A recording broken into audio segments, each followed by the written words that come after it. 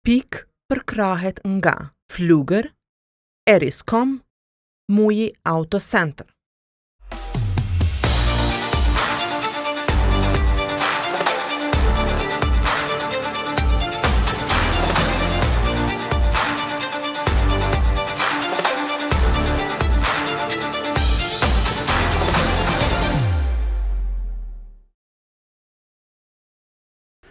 Mirëmbrëma, sonte në Pikë është Mikhail Martens, njëri prej gazetarëve më të njohur evropian, gazetari i Frankfurter Allgemeine Zeitung, njëri I cili ka përcjell Ballkanin nga shumë kënde të ndryshme, përfshirë edhe Stambollin. Së fundmi ka qenë në Kosovë, shfrytëzova rastin të ftoj. Mikhail, welcome to Pikë to the podcast. And as we say in those cases, thank you for having me. I want to start actually with Ivo Andriqit. You wrote a wonderful biography of Ivo Andriqit, very well researched, and of course a lot of investment in combining literature and history. And so I thought that one of the metaphors that we could start with is the one Andriqit used, which said, among us, everything happens slowly, with difficulty, and contrary to our wishes. Now, like with any other sentence, you could use it in any combination, but I thought it was actually appropriate with Europe today. It happens slowly, the European Union growth. It happens with difficulty. And a lot of it happens contrary to our wishes, like today. We have Putin's war against Ukraine, and then we have President Trump saying, well, I won't actually pay for your security anymore, right?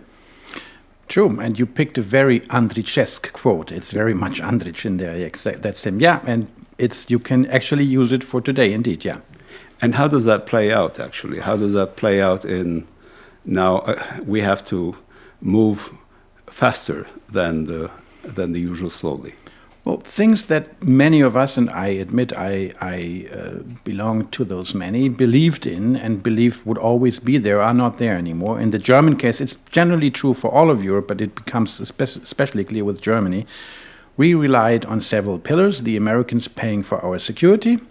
The money that we did not spend on security, we could invest in benevolent social programs, which we have in Germany. Secondly, while the US paid for our security, we were exporting our machineries and our cars to the US, to China, and the world.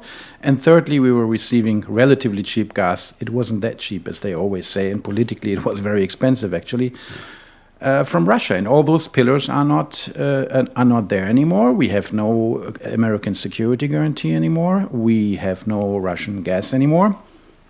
And about our industry, well, let's see how the German car industry is doing in the future. It is the backbone of our economy, and we, at least for China, in the market for electrical cars, we will not dominate the market as we did before.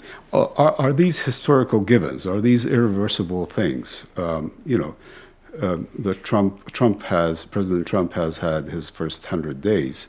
But he will go to elections. The U.S. will go to the elections at the end of his mandate, and maybe he will go. and maybe he will go.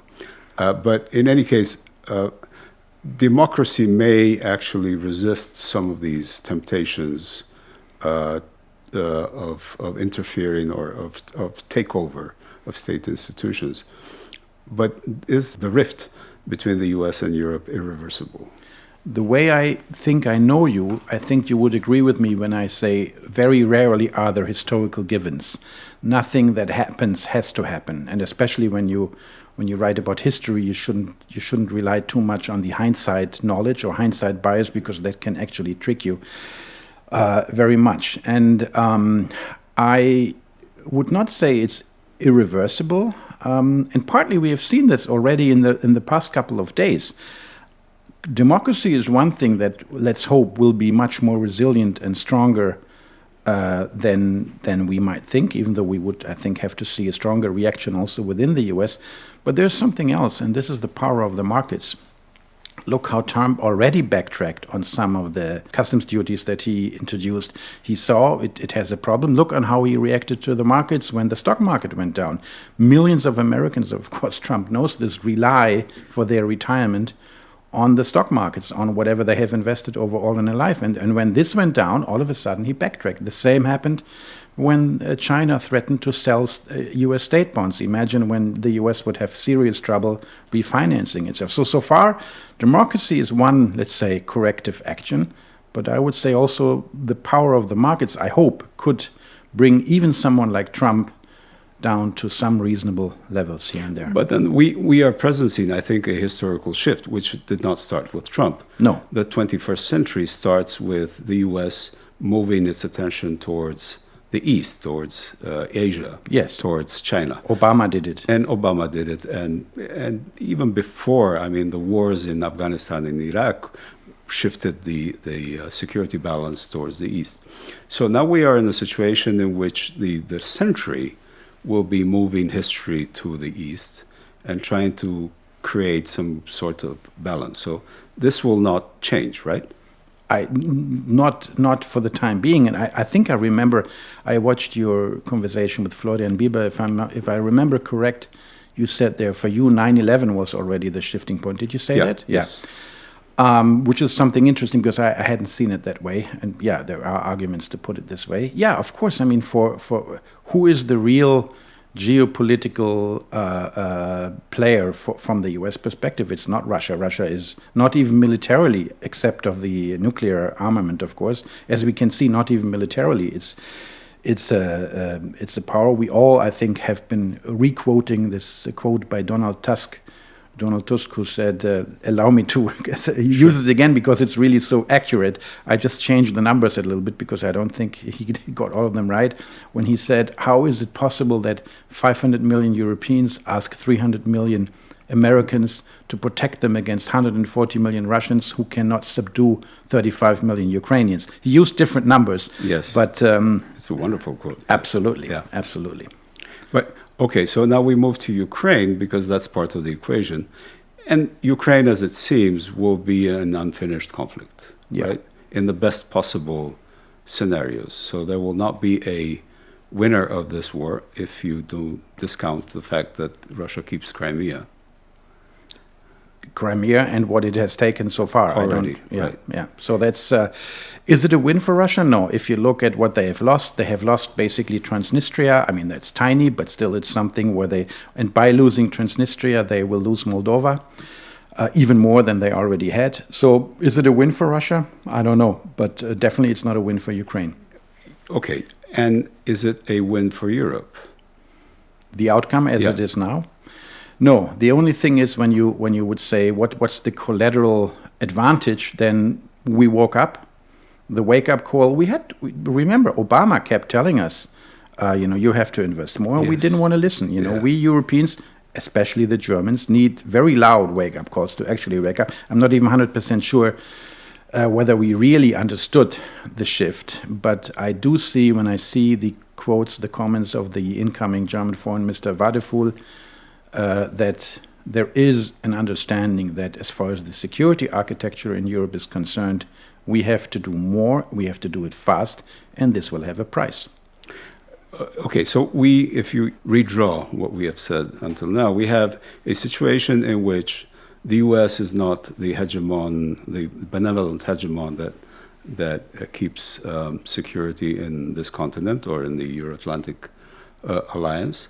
Russia and Ukraine pause a war indefinitely. We don't know until what point.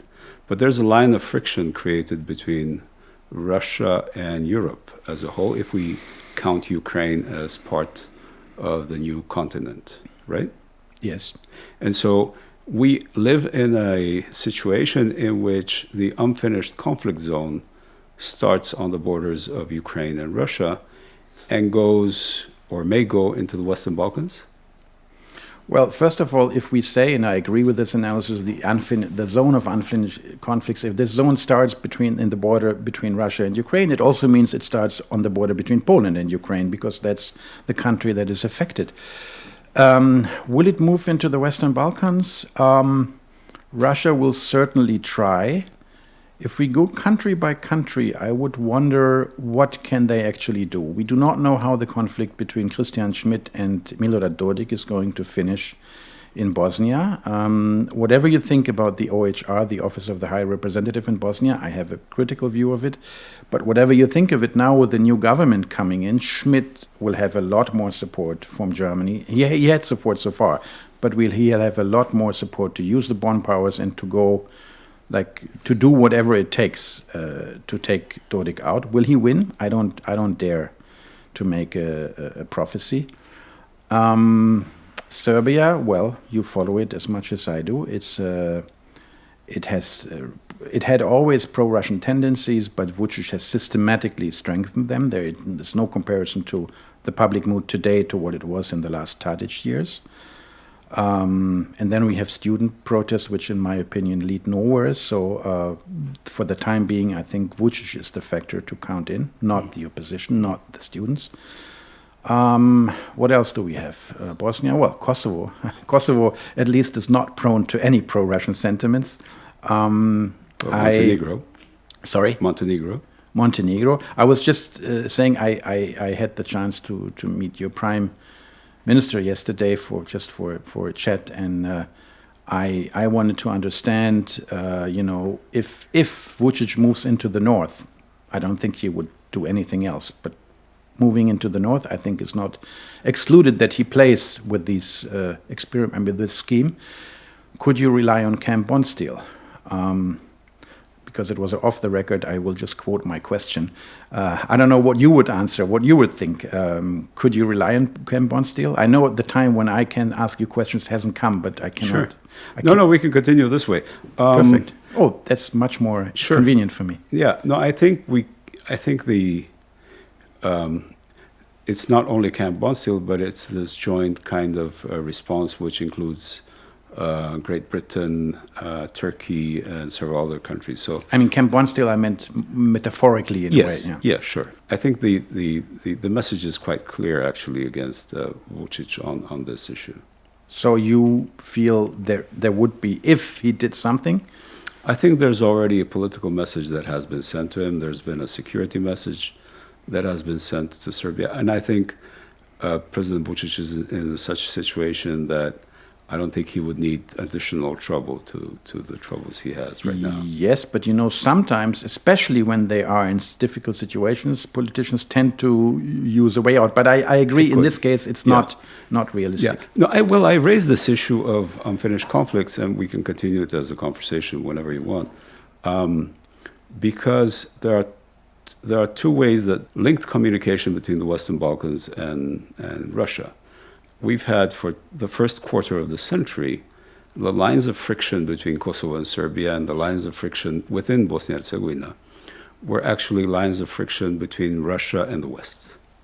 Russia trying not to allow that this region become European and NATO.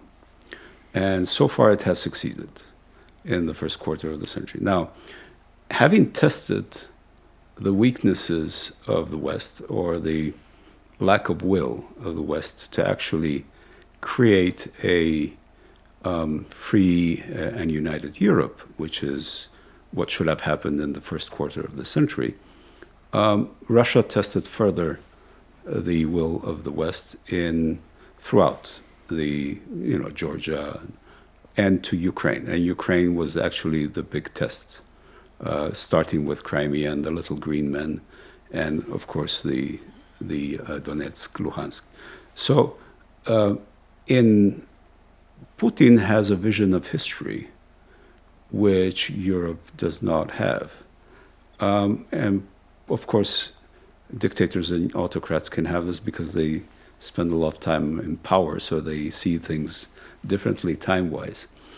But now we are in a situation in which the unfinished conflict zone is actually interlinked. And whenever the line of friction between Russia and Ukraine gets pacified to an extent, it could be reignited here in one form or the other. That's one element. And the other element I want is to use Andrić's quote again, which is, "In our country, hatred is a habit." And it's something that was unimaginable in Europe, the way we saw it from the periphery, that hatred and the far-right sentiment has actually increased in Europe, something that was so common here. So now we are exporters of new dimensions, we, the Western Balkans. That's a lot you put on the plate there. I'll pick some elements and take the liberty to react only to parts of what you said. First of all, Ukraine. I lived in the Ukraine in the 90s. I lived in Russia in the 90s. And I remember when living in the 90s in Kiev and traveling vastly within the Ukraine, I kept thinking, wow, what this country could mean for Russia if it was only democratic and not as corrupt as it is. Because in the 90s, Ukraine was just as, if not even worse, well, just as corrupt as Russia. Yeah. Utterly corrupt. I mean, people say even today. Yes. Now, since I do not travel to Ukraine anymore that often, I'm kind of hesitant to make too strong worded statements about it. I think it has become better here and there, which doesn't mean much because in the 90s it was really, you could buy everyone and everything, more or less. But I kept thinking, and you could see, of course, Ukraine, in a way, for Russia is the most important country of the world, because it is the most important model, and many Russians have family relations. They look to Ukraine. They correspond with each other, and a democratic Ukraine governed by the rule of law, of course, is very dangerous for Ukrainian NATO. In my opinion, is not the biggest danger for Putin, but democratic European prosperous, prosperous, but even prosperous, which would come automatically, I would suppose, by the rule of law, as you can see it here in modest beginnings. A rule of law brings economic upturn. So such a Ukraine would be a huge, huge danger for Putin, much bigger than in the Western Balkans, because it's just not so important, not so close to Russia. And what you said about Russian involvement, let's not forget they also took hits here. They did not want Macedonia in NATO, but they had to accept it. And if you look, I was in Macedonia in 2017, 18, 19, very often when the name question was solved and then the referendum about the name change. Russia was involved behind the scenes, but not very strongly. We were involved very, very strongly. Merkel traveled to Skopje to try to talk then opposition leader Mickoski into not boycotting the referendum. Von der Leyen, then German Minister of Defense, came. I remember meeting her there for an interview on so we invested a lot, and then we destroyed everything by not following up and living up to our words, which is my biggest fear as far as the Western Balkans is concerned. It's not so much Russia undermining the process, but us, the European Union, undermining what's left of it, and there's not much left. Yes, and you were outspoken when people were saying that some countries of the Western Balkans will be in the European Union by 2030, right? Well, you mean outspoken in not believing in it? Right. Yes, most definitely. Yes. I think this is very naive, and I think it's not going to happen, and I think the more clear we say this now, we can start thinking about alternative options. Why do you think so? I think the war in Ukraine has shown us that we must take what politicians write and say more serious. Putin, as you know, has announced what he's doing now. He has written these pseudo-historical essays. Everything he's doing, he did. I remember the generation of my grandparents saying, well, of course we had Mein Kampf at home, because when you married between 33 and 45, was your gift. So you had millions. But no one, according to most people, and I believe them, no one read this crap. Had you read it, you would have seen a lot of the crazy things Hitler did. But this is not only true for dictators and autocrats. We also should take serious what other politicians say. Now, if you follow Macron and follow his speeches, he has said for years in speeches that the European Union with 27 members already doesn't function well. It takes ages to come to decisions, and sometimes we don't come to decisions at all because of the unanimity voting. And Macron says clearly, I cannot imagine if we don't function with those 27 members, meaning 27 veto rights, how would we function with 33, 35, 36 members if all potential candidates came in? And I do think he has a point there. Actually, imagining a European Union in which all 6 Western Balkan countries, plus Moldova, plus Ukraine, plus, in a very hypothetical case, Turkey, because let's not forget they're also candidate, Yes. would be members, would be a club you wouldn't want to belong to. Yeah. Because it's absolutely unmanageable. And this is a position now that the new German government will adopt as well, right? Well, they have, if you look at their coalition agreement, it says there could still be more clear, in my opinion, but it already says in the coalition agreement that before any new enlargement, a reform of the voting principles within the European Union has to happen. Yeah. Now, this for me is saying that if gravity stops existing, then we can go on. But it's not going to happen. The first thing is not going to happen. That is a prerequisite for the second. So if you believe this, I don't know whether you share. I would actually be interested in hearing your point about it. But if you consider this valid, then I think we should be starting now to think, okay, this is not an option. Yeah. What is an option? Yes, and I agree with you in your analysis. But then I want to take it a step further. The logical conclusion of Europe losing the American security umbrella, or the threat of losing the American security umbrella, and Putin's war against Ukraine, would be that Europe as a whole, or the European Union, considers the Western Balkans now a geopolitical issue, rather than simply, business as usual. But if there's not going to be a speedier way of integration, then how, in what other terms can a geopolitical issue as the Western Balkans being considered? And here I'll give you what I think could be the way out, and I would very much like you to comment on whether you think this is a realistic way or not, because I keep discussing it with everyone. Yeah. Now, so in my opinion, if you do not believe that political enlargement, full-fledged membership is going to happen. Yeah. And I do think there are valid reasons for France and Germany and other countries to say it shouldn't happen, at least the way the European Union is structured now. At the same time, I realize that for many European countries, the veto rights is an important asset. Germany and France maybe do not need it because in the end they will always be able to safeguard their interests even without veto right. But smaller countries, Hungary as an example, Poland, which is not exactly small, but also not one of the very big shots, those countries might need the veto as a reassurance. Yeah. So I'm not even sure whether, because now people say, okay, then let's do away with the unanimity voting. First of all, you need unanimity to get rid of unanimity. I don't see that happening. Secondly, I'm not even sure anymore whether this is a good idea. So now, if we, which I understand we do, agree that political membership is not on the cards, in my opinion, the best idea I've heard so far as an alternative is, in one word, Norway. What does Norway have? Norway is part of the single market, but not of the European Union, which means basically, I've never been to Norway, but that's the way I understand it. If you are in Norway, you are in the European Union, you don't even feel you are not. You can travel freely, you open a company in Oslo, and you can freely trade. There's no customs, there's nothing. So you have everything that you have as a European Union citizen.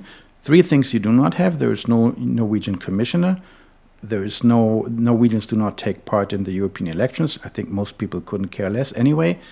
And there's no veto right, which is the decisive point, I think.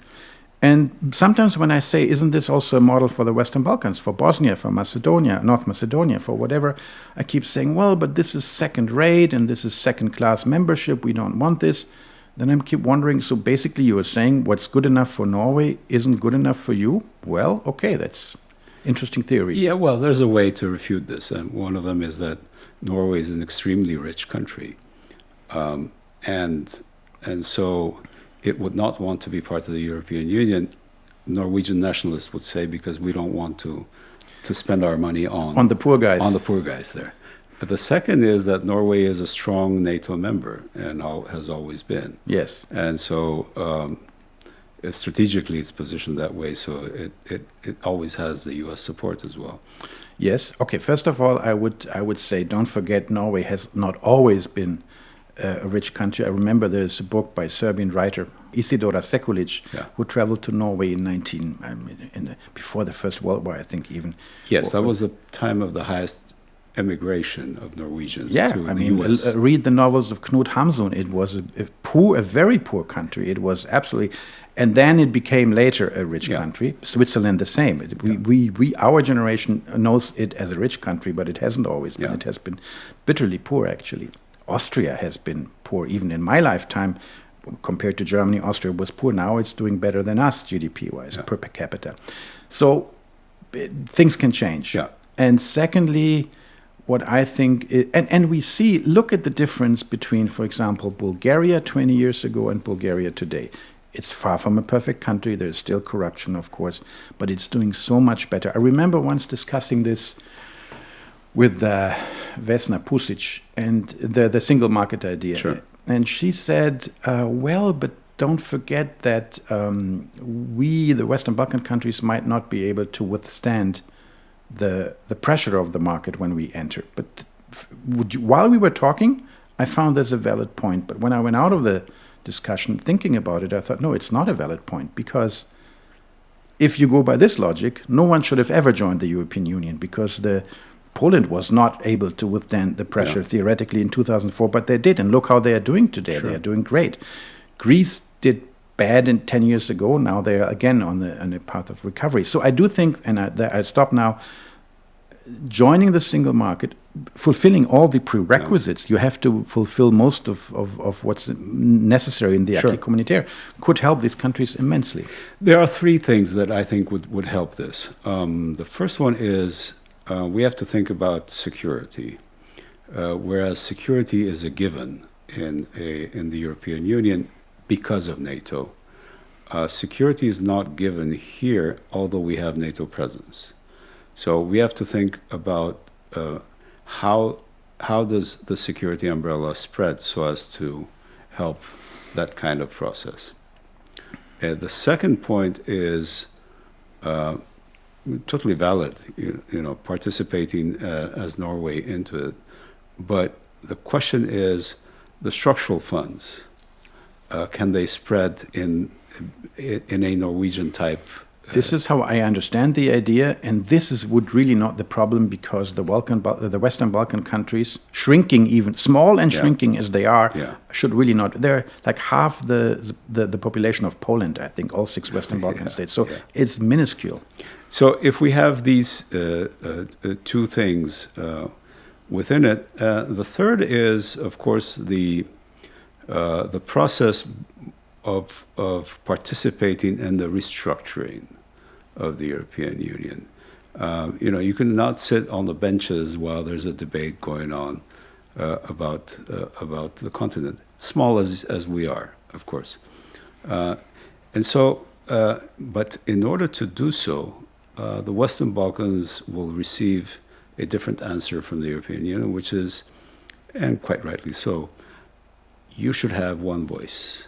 And this will be the most difficult part. U6. Yes. Oh, and this should be the most difficult part of the operation. Sorry, just one word in Serbian, because I cannot think any better, but you will translate it in the subtitles. Malo morgen. I mean, the 6 Western Balkans with one voice. Well, if you make this a prerequisite, then you might as well say never, ever again. Or a full membership immediately. Exactly. Exactly. So if we agree then that there's not going to be a membership in the European Union by 2030, how does this spell in the internal dynamics in these countries? Let's take the 2 front runners, Albania and Montenegro. Albania is running on a platform of integration now. Yes. And I remember I discussed it. I had interviews and off-the-record conversation with the president and the prime minister of Montenegro. Young, energetic, relatively new into politics. They absolutely believe that it depends only on them. I didn't want to be like Waldorf von Stettler, the grumpy old man saying it's not going to work, so I tried to do it diplomatically, but I said, well, I have my doubts that it depends on you. But okay, they follow this agenda for the time being. I understand that. They couldn't do anything different after the way they came into power. But Well, yeah, what's going to happen? Even in the best case scenario, if they do reform, if they do have a success, sooner or later, in 3 or 4 years, they will find out. I think the Montenegrins even speak about 27 to finish. 8 or yes, 27 to yeah, finish. I mean that's conclude basically the negotiations. That's basically the day after tomorrow by Yes. European Union standards, Sure. by the one we have become used. Well, I'm afraid there will be a big disappointment, which is why I keep arguing. Let's talk honestly now. I once did some math in my very modest, with my very modest capabilities. So Montenegro started negotiating, I think, in 2010, if I'm not mistaken, and after like 12 years, they had closed 2 or 3 chapters of 34. I think Serbia has 35 because there's Kosovo, and they have only 34. Yeah. Now, I'm making the figures up now, but roughly, I counted, if they continue in the current pace, this was like 2 years ago, they would conclude negotiations by 2127, like second half of July. Yeah. So it's like all, and really we have gotten used to these enormous, completely unmanageable time spans, also unpolitical, because no politician can work with this. Some countries, the Baltic states, they took like 3 years from the very beginning of the negotiation to the conclusion. Now we consider it normal that it can take 3 years to close one chapter, but it's not normal. Yeah. So we have a certainty almost that there's not going to be integration of these countries in 2030. At least not as politically full-fledged members with veto rights. I think we could, if we work on it, have a chance to integrate them in the way we just discussed. In the Norwegian sense. But again, how does this spell out, for example, in Montenegro, which seems that the only magnetic force that is keeping this together, this kind of coalition, this kind of political habitat, is actually the promise of speedy integration. Or Albania, which has plenty of problems to confront in terms of rule of law, corruption, organized crime. Mm-hmm. But again, seen as a front runner, the hope is that it will somehow muddle through. I have a hunch that in the case of Montenegro, you are insisting on the question because you might think, and I wouldn't disagree, that it could, let's say, realign itself with Serbia in one way or the other if this goes wrong. And I think there is the potential for this to happen. And in Albania, if I'm not mistaken, this is the only country in the Western Balkans that I do not follow closely because it's covered from our office in Rome. And if I'm not mistaken, Rama himself had put it quite clearly. The alternative to European Union is him staying in power indefinitely and doing whatever he likes. I'm not 100% sure did he really say it, and did he say it off or on the record, but this is what I'm being told. Oh, okay.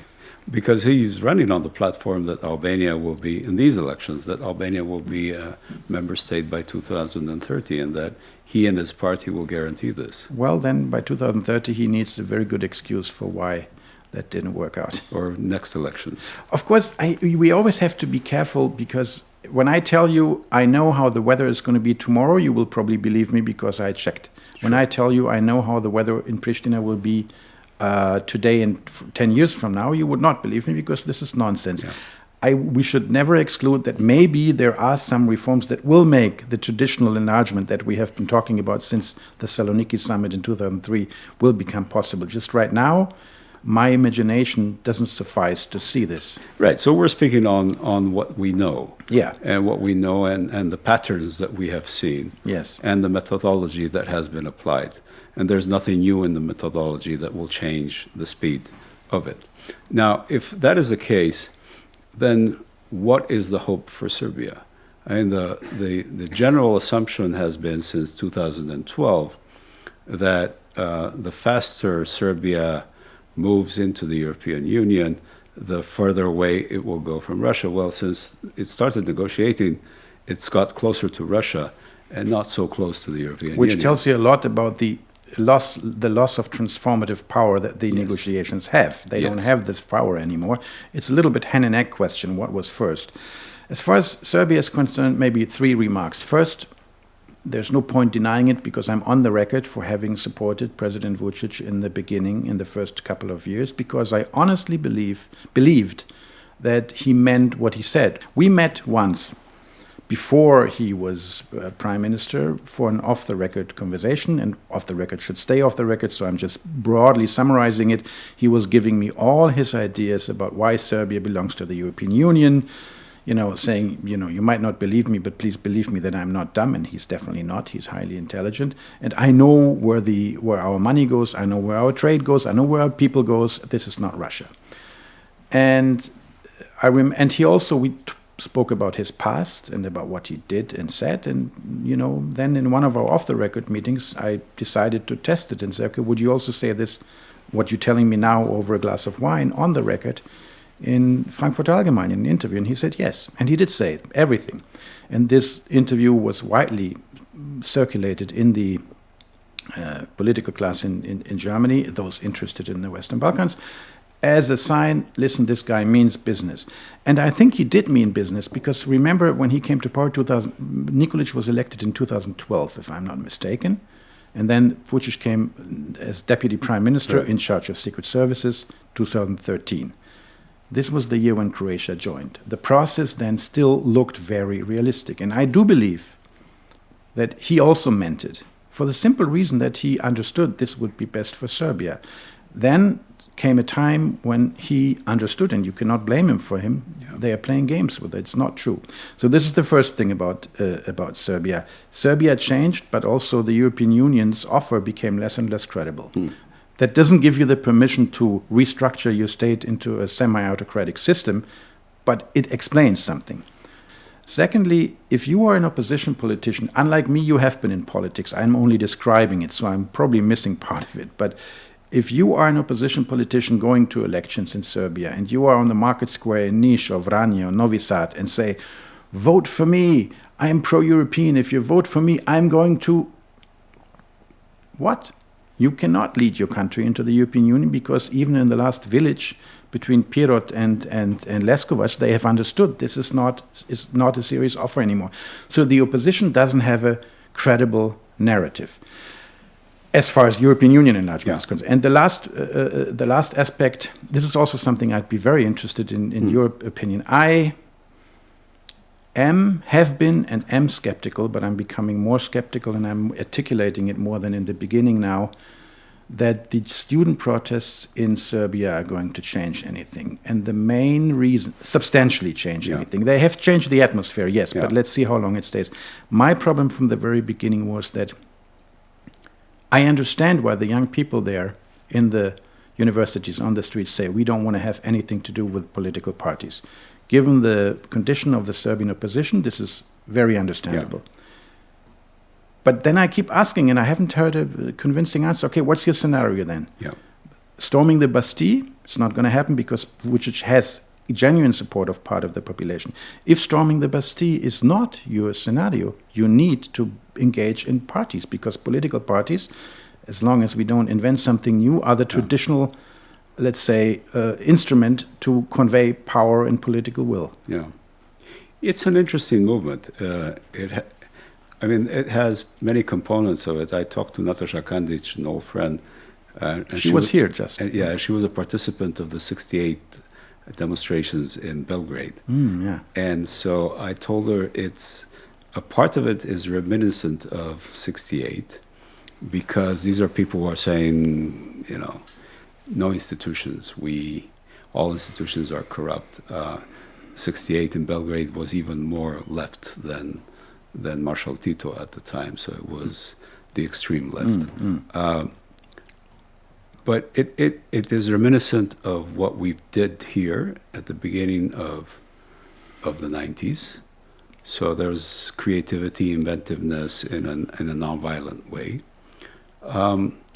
It has a flavor of the Velvet Revolutions of Central Europe.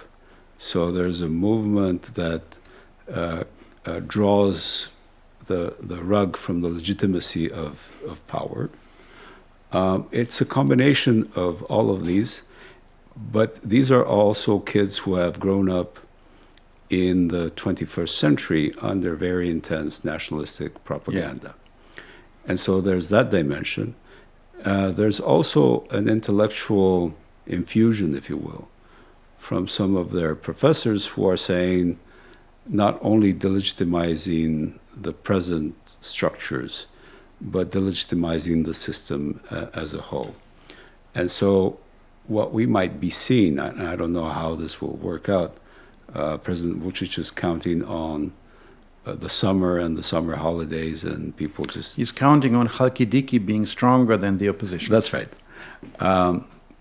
But I think what the movement, whatever the movement is, and however it's conceived, and it's a big advantage that they don't have leadership, clearly established leadership, because they would be arrested probably or corrupted or whatever. It's a big disadvantage because you cannot continue this kind of movement forever.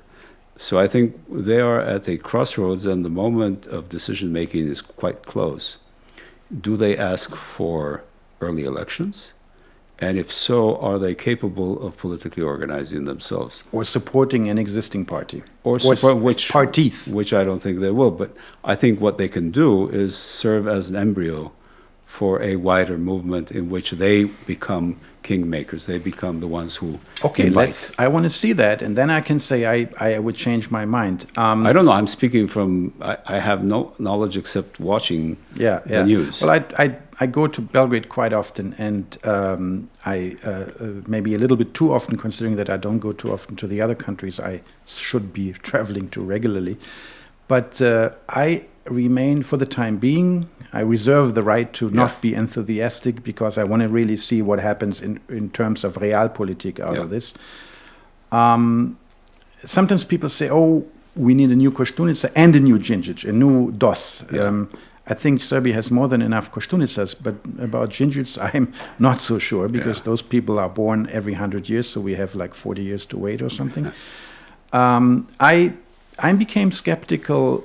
There are two books I recently reread which nourished my skepticism. One is a very old one, which I read when I was 17 or 18, the English title of which is Masses and Power by Elias Canetti. Okay. A great book, I think.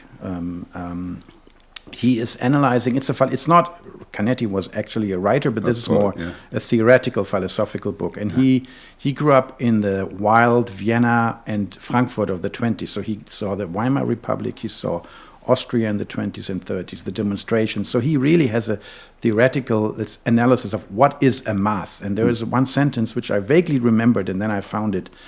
And I was happy to have found it because I used it in one of my analyses. A mass wants to grow. And if a mass wants to reach everything within its reach to grow bigger and bigger. That's urge of a mass. And the moment it stops growing, it falls apart. Yeah. And if you think of the demonstrations in Serbia on the 15th of March, I haven't been there. I was skeptical, were they really bigger than the demonstrations against Milosevic? But now everyone tells me, yes, there were. Even people who would not be interested in saying that admit, yes, there really were more than 300,000. Okay, that's an accomplishment, but what exactly does it mean? What's the next step? To have an even bigger demonstration, and then one that's even bigger than the big one? This is not an end in itself. No. And secondly, I read a book that I found really, I didn't agree with each and everything in it, but I found it really interesting. There's an American journalist by the name of Vincent Bevins. He used to be a correspondent for the LA Times in Brazil, and then later he, I think, went for the Washington Post to Southeast Asia. And he wrote a book by the title, If We Burn. I talked to an American friend of mine, Benjamin Moser, a writer, and he asked me, he's very interested in Serbia because he wrote this biography about Susan Sontag, so he started writing about Bosnia. I mean, being interested, now he's interested in the Balkans. You know, he has, the Balkan will not lose him. And he asked me, so what do you think about the demonstrations? And I shared with him the skepticism that I shared now here, and told him why I think I don't see much coming out of it. And then he told me, well, there's an entire book about your theory. So what Vincent Bevins did is he saw demonstrations, mass protests in Brazil. He saw them in other countries, and he saw most of them failing, not all of them. Chile was an example that he takes as a success. But he saw many mass movements failing, and then he wondered why. And then I suppose he got a scholarship or something. He invested 2 years in traveling back and forth, interviewing more than 200 activists and veterans of the protest movements, most of them which had failed in Egypt, Tunisia, Turkey, whatever, and asked them, okay, why? What happened? And what would you do different? And most of them said, and I think you have an example here in Kosovo with Veton, only being against something and being a movement is not enough. You must organize yourself. You must not be afraid of representation. Representation is not elitism. It is necessary. And all of the activists said, you know, this was our main mistake. We believed in grassroots organizations, which can be good for a time. Yeah. It can get you to one point, but it might not get you to the other point. And one decisive sentence is, his experience was, you know, there is no political vacuum. If you are demonstrating against a political structure, be ready to move in when the structure actually falls, because if you don't, someone else will, and this group might not share your values. Yeah. Okay, before you ask me questions about Kosovo, I'll ask you a question about Kosovo. Okay. How do we fit now, and how does Kosovo fit into this conversation that we have held until now? Well, the advantage maybe is so far Kosovo was only the potential candidate with all the known problems of 5 European Union member states not even recognizing. So if you are a potential candidate, only a potential candidate for something that's realistic, that's a disadvantage. If you're only a potential candidate for something that's not going to happen anyway, you don't have to worry too much because the others don't have a big advantage. The optimism of pessimism. Right? I guess yes, so. yeah, I mean, I tend to be a little bit someone who sees more often the glass half full, and because it's psychologically very practical. Because if something good happens, you are pleasantly surprised. Sure. If something bad happens, you can say, "I told you so." Yeah, or disappointed. Yeah. Yeah, exactly. How does Kosovo fit in? I would also say what I just said about the single market could be and should be an offer and a way for Kosovo. Actually, in this regard, Kosovo is doing maybe better than, because the rule of law, by and large, I understand, functions here. And if I may mention, I just come back from some days in Jakova. I'm surprised I haven't been out of Pristina for a while, which is a big mistake. You should never, as a journalist or correspondent, only go to the capitals. I see, you know, talking about affluence or wealth maybe is too much, but I see a middle classish appearance here, yes. which I haven't. So usually, sometimes, you know, we journalists tend to write statistically, which I guess is correct, Kosovo, the poorest country of Europe.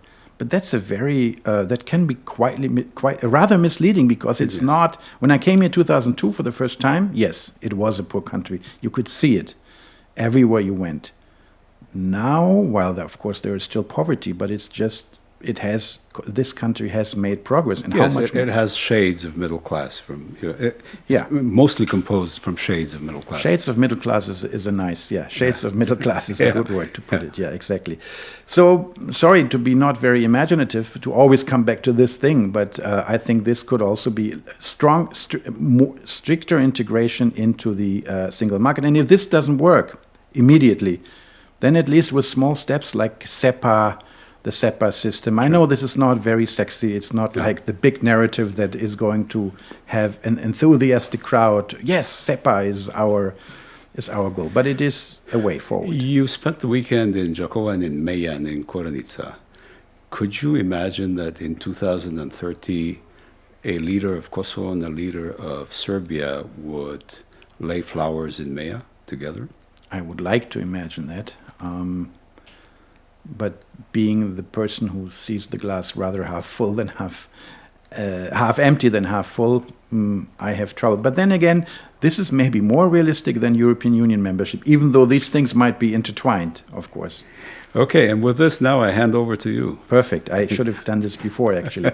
I have questions, as you know, to you. I, as you know, work on a book about the role of Germany in the dissolution of Yugoslavia, because there's this narrative that in certain circles, American left-wing, Serbian right-wing, other right-wing, that Germany destroyed Yugoslavia by the so-called premature recognition of Slovenia. And Genscher as the main architect, right? Exactly. Genscher as the main architect of the demise of Yugoslavia, which is something I never believed, not because I think as a German journalist I should defend German foreign policy. I don't see this at all. You have just seen how critical I am, and I'm very often on the record being critical of what Germany is doing now. But in 1991, it's just, this is not the case. Yeah. And I went to the German archives to see, what do the documents say after they were declassified 30 years after, and basically it all confirmed what I thought before, but in a very interesting way, which is why I decided to do the book. But I'm trying to put more context into it. And of course, Kosovo is a part of it. There is this book by Azem Vlasi, who, in the Croatian version, which I read, is called Početak raspada, the beginning of the dissolution, and he makes a very strong case to say it all began here. Yeah. I think it's convincing. And I'm very interested in what happened in Kosovo in the last year of Yugoslavia's formal existence, which was 1991. Yeah. And there's this famous meeting in, I hope I get the name right, I can never remember, Stubičke Toplice, yeah. Right. And you were there. Yes. So I understand, and now I would like you tell me, is this correct, and can you go more into detail? Yeah. I understand that there was this idea, but I don't know whose initiative it was, to open a second front. Yeah. So basically Albanians also taking up arms, Yeah. which would be perfect for Croatia, but probably not so perfect for Albanians. But please tell me about this meeting. Okay, and as you know, I'm writing about it, and I have a tight deadline by the end of this year By your sister, I publish it. hope she Yes. will be strict. Yes. If you listen to us, be strict to your brother. And so the basic idea was, it came from President Tudjman, although we should not have known about it. But so the idea was to open a southern front, as it was called in Croatia. President Tudjman consulting with some of his generals, Spiegel. probably. I don't know, but in any case, it got to a point at which our representative in Croatia, or the representative of the LDK in Croatia, was an ex-military. Who was that? Colonel Berisha. Tom Berisha. Berisha, yeah. Mhm. So he gave the suggestion that we convene there. And I was one of the advocates that we do convene. We had at the time the Association of Political Parties of Albanians of ex-Yugoslavia. So all the parties, all Albanians from ex-Yugoslavia, met in Stubičke Toplice. So it was not only Kosovo, it was also Ulcinj and Tetovo. And Tetovo and the rest, and Prešov Valley. We are talking about what month? It's January 1991. January already, okay. Yeah. And so we met there, surrounded by Croatian special police protecting us. Mm-hmm. How secret was this? I mean, it was supposed to be secret, and it's a long story, but a lot came out afterwards. But in any case, it was a debate that was developed in which Rugova became a minority in that debate in the first days. So there were more people wanting to go to war, and I, who had been a nonviolent advocate and was a bit critical of Rugova for being too passive, saw that this was moving in a totally different direction. You were there, sorry, in what capacity? I was one of the members of this organization of political parties. I was one of the party leaders. But you were not, excuse my ignorance, in LDK. No, I was not. I was in something called, it was a student movement that became a political party, the youth parliament that was they later renamed the parliamentary party. And so we moved into that meeting with the idea that my initial suggestion was that we structure a decision-making process, a more integrated decision-making process that would take us into what was evidently the dissolution of Yugoslavia. Sorry to interject one more Yeah. time. This was obviously not a one-day meeting. This was No, it was a 2-day meeting with a dinner before that in which we discussed many things. But you came together only this one time in January, or you had follow-up meetings? We had meetings before, but this was the first time that we were in that format, and so we discussed very much about this. There were pushes to actually, go publicly and say we're raising arms and things like that, or organizing shipments from here or there of arms. There was a clear promise from the Croatians that if we would be willing to engage, they would help us with support in arms. But they didn't have themselves enough. There were ways. I mean, it was easier to ship. The idea was to ship via Albania into Kosovo. So it became a big debate about many things that were very scary at the time, especially involving Albania. And so some of us were very vociferous in not going in that direction and not going into war. And we explained why we shouldn't be going into war, not only because of our nonviolent convictions, but how geopolitically and geostrategically that would not function, and how militarily that would not function. Can you go into detail? Why would it not function geopolitically, and why not militarily? Well, because we did not have any political support for our political platform. So it would have actually cost you support. Had you it would done have this. cost us support. And we got sympathy because of our nonviolent movement. We had all the structures of the reserves and of the Yugoslav army. In the past 5 years, no Albanian was called to reserve exercises. Oh, by the way, I would like to have one more question here. Sure. I read the memoirs of Martin Špegel. Yeah. Highly interesting. Not always when generals write memoirs. Most of the time they're not interesting. His are an exception. Really very instructive. And somewhere I remember reading that each republic had, next to the JNA, the Yugoslav army, had a territorial defense unit. But Kosovo didn't. It did, but it was somehow taken over by the Milosevic regime. So we had a territorial reserve, but once Milosevic came, he saw that as a threat, and there were no Albanians participating in territorial defense. Well, from Milosevic's point of view, correct. Sure. Oh, absolutely. So we didn't have a structured territorial defense the way the Slovenes, Croats. Okay, sorry, I interrupted you, but no.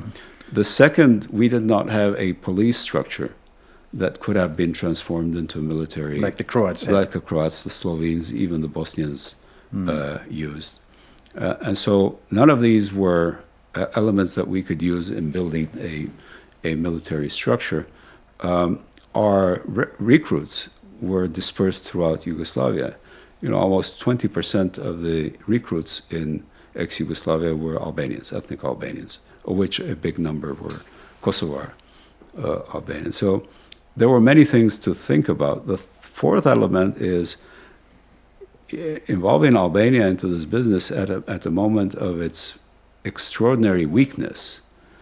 At the time when it was very difficult to find food in Albania, let alone, The state was basically falling apart. It was falling apart.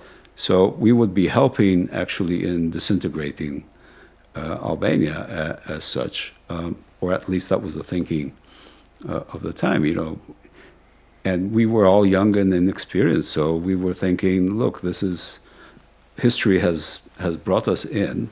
It's nothing that we were searching for. So you, Rugova, for example, were basically, I understand, saying this is an adventure that we will not go into, which to me makes complete sense. Yeah. Can you, after so many years, mention which leaders said, oh, let's go for it? It will be in the book, but there were people, especially from the most vociferous people were people from North Macedonia and from Montenegro. And they were saying, Kosovo, you guys start the war, we will follow.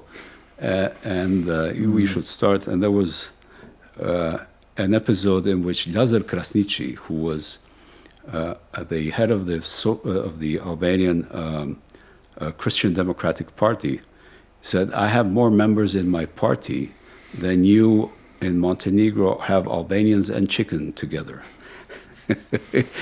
And so it was a very intensive atmosphere at the time. Fortunately, it was closed in such a way. President Tudjman never actually pardoned Rugova for that. Never actually? Pardoned Rugova for that. Never. Can you, in which way? He held a grudge against Rugova for a long time. Interesting. It's understandable why Tudjman wanted this, because he wouldn't lose anything. He would only gain. Sure. You said it was his idea, Tudjman's idea, around, did I understand? We thought it was his. Well, how did you come to meet? Obviously, you couldn't meet in Kosovo, but was there this is not something where you have an official invitation. This is about... No. This was all coordinated between us and Colonel Berisha at the time. But did he tell you, I discussed it with Tudjman? He discussed it he said with the authorities. Look, we had very good contacts with Croatia, and Croatia was very helpful to us. Even in 91? Even in 91, they were very, very helpful. And there was a special relationship with the Croats because many of them had spent jail time with Adem Demaci. And so when Demaci went out of jail, many of his friends from jail were actually very supportive of us. Many of us, I myself included, we got passports in Croatia so we could travel. There were many forms of support. How would you, in 1991, travel with the Croatian passport? It was a Yugoslav passport. Of course, it was Yugoslav. But printed in Croatia with And Croatian. You could freely use the Belgrade airport with it, or would you prefer not to? No, we would prefer not to, of course. Because I have among the documents I found in the German Foreign Ministry is one where the German embassy in Belgrade, which was in a kind of a not so good relation with the German General Consulate in Zagreb, one person, let his name be skipped here now, who later played a certain role in German diplomacy, was complaining, saying, "We heard that Ibrahim Rugova prefers to initiate his contacts to Germany, meaning Bonn, via the consulate in Zagreb, and this must be a mistake because we are in charge. Is this correct?" And then the answer came from Bonn, "No, it's not a mistake. You heard correctly. Yeah. Mr. Rugova, let's say, issued this wish, and we, for good reasons, decided to..." Yes, it was impossible to keep a relationship at the time. Our last meeting with German diplomats was with the ambassador Eif. Before he retired, and the last event that Ambassador Eif was, we invited us to the Aspen Institute in Berlin. Azem Blasi and myself went there at the time. Okay. Well, as I told you, people don't know it, so I mention it. You are in the documents of 1991, so you'll be in the book as well. What other important events from Kosovo perspective happened in 1991? We were then coordinating, we had the referendum on the independence. A very important event was taking our soldiers from Croatia and from Slovenia. So I was involved directly. I went to jail because I organized a nonviolent protest in June. How long? Of that year. Oh, I spent 48 hours. The referendum took place when? In September. How can I imagine, not having been there at the time? Actually, I was a student at the time. So, how did you organize it, given the fact that the Serbs weren't? It was not in Serbia's interest for you to have such a referendum. It was not, but then they had the choice to confront us all collectively, and they wisely chose not to do so. So because they had bigger fish to fry. Yeah, or? They simply said, the war has started basically. In Croatia, so they were all thoughts on Croatia, and they did not want certainly the Southern Front. So they evaluated that it was in their interest to have, they say it's illegal, we do not recognize it, so we'll let them. Okay, that's a correct, from the Serbian point of view, correct evaluation. You would not like to. Of course. But you had you had ballot boxes, you had election, so it was not something that at 12 o'clock at night you go somewhere, it was a real No, process. it was open during the day, and I had a neighbor, my mother had a neighbor a gentleman who lived in the building, and he was married to a Serb, a Vojvodina Serb, who had lived here forever. And in the morning, I went to take my mother to vote, and then before us were this gentleman and the Vojvodina Serb, and I asked her, how do you feel? She said, well, this is my country, I have to vote for it. And I was very, very proud of that moment. It was very impressive. And the police they were bystanders, or were they? I think they used force against one or two. Maybe more, I don't know, but it was not. All in all, they didn't do much. Mm-hmm. Serbia did not want to invest energy into this. If they could keep it with 5 traffic policemen, they were very happy. Yeah. I discussed the meeting in. But let me tell you about the soldiers. This is where Croatia was extraordinarily helpful, although we were negotiating. Professor Agani and myself with the Croatians, because the idea was in Croatia, some of them thought that all the Yugoslav army soldiers who were Kosovars or Albanians should go into the Croatian army, into the new Croatian, into Zbor Narodne Garde, and they insisted that. Some people insisted that this would be a precondition. Fortunately, we went and talked to them. This was what we were told initially. So Professor Agani and myself flew on, I think, one of the last planes to Zagreb from Skopje, and we talked to them, to the Croatians, and they agreed that an exact moment at which Dr. Go would go on radio and say, all Albanian conscripts leave, this is not our war, and leave and report to the first police station, to the first Croatian police station. And the Croats kept their word. All of these people, all of these kids who left, they received documents, they received civilian clothes, and they were taken to the first border, Hungary or Slovenia or wherever it was. So cooperation was really good. Very good. Mm-hmm. 2 questions come to my mind if we have time for them. Sure. One, general, the Constitution of 1974, which was then done away with by Milosevic. Yeah. What I so far have not managed to understand, there are books about it by Dejan Jovic, for example, a Croatian Serb, but I still haven't found like the eureka moment where I say, okay, now I understood it. Written mostly by Kardel and his people, and basically saying to Serbia, from now on you will have 2 autonomous provinces which are quite independent and which can do a lot of things without you being, without asking you. Yeah. Why did Belgrade / Serbia / the Serbian politicians, communist politicians in charge at time accept this? Well, because it was pushed down their throat. See, that's what I'm wondering. Was it still, Yugoslavia in 1974 was still a country where if Tito and Kardel say this is how it's going to go? Yes, because it was also a product of compromise.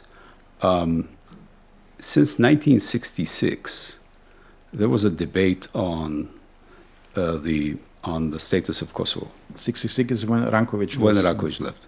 And so the first leader who discussed the status of the Republic of Kosovo was a Serb communist, was Dobrivoje Bobi Radosavljević, who was the head of the Communist Party at the time in Serbia. So he said, why don't we have Kosovo as a republic? And there were many people in Serbia who have been against this in the party.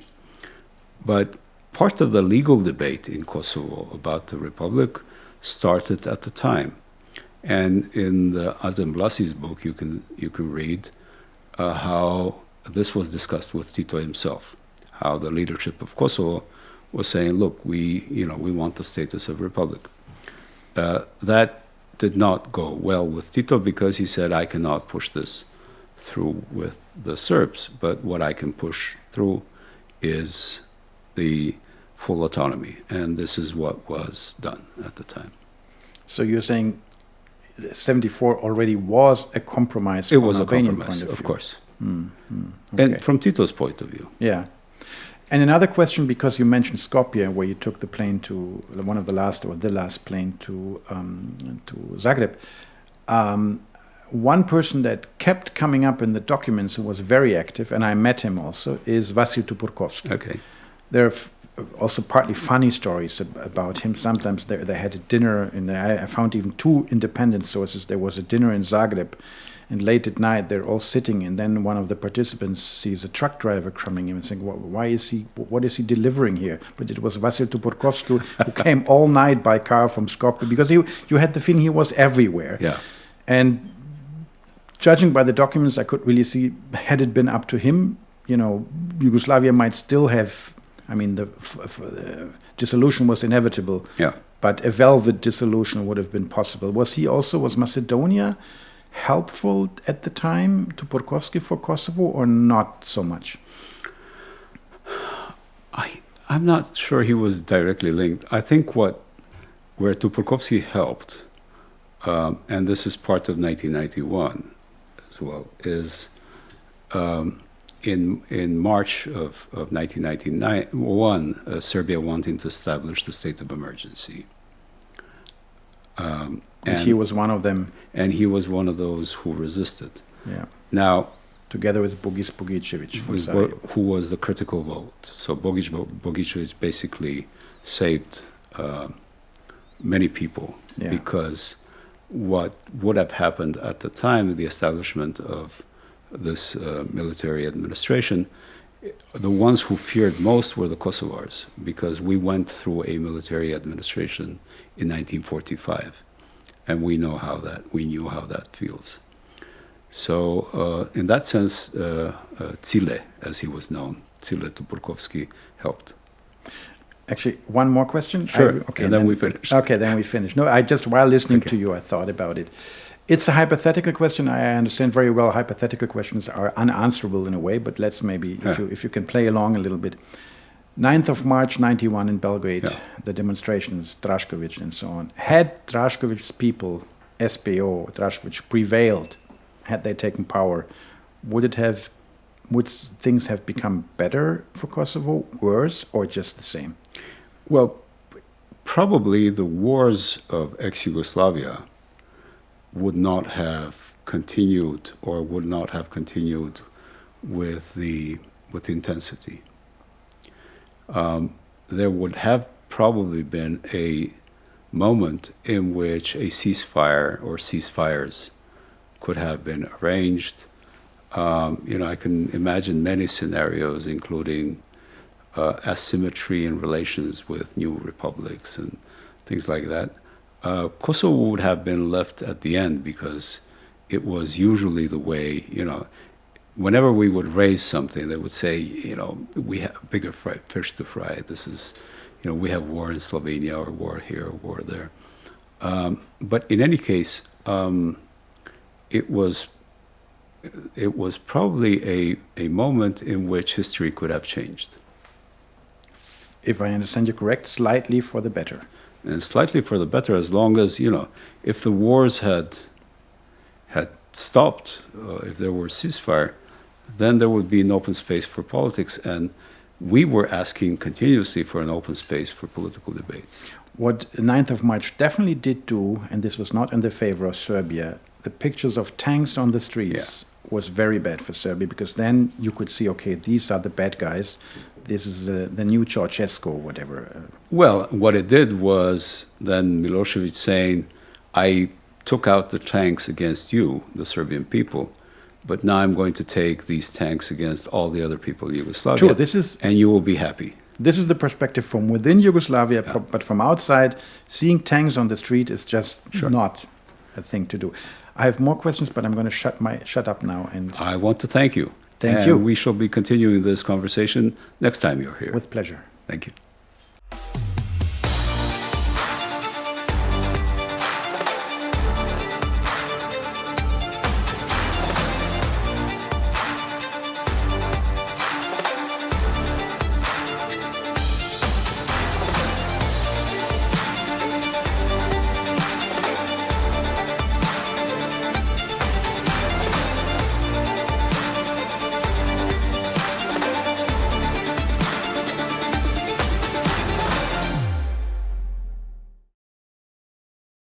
Pikë përkrahet nga flugër, eriskom, muji autocenter.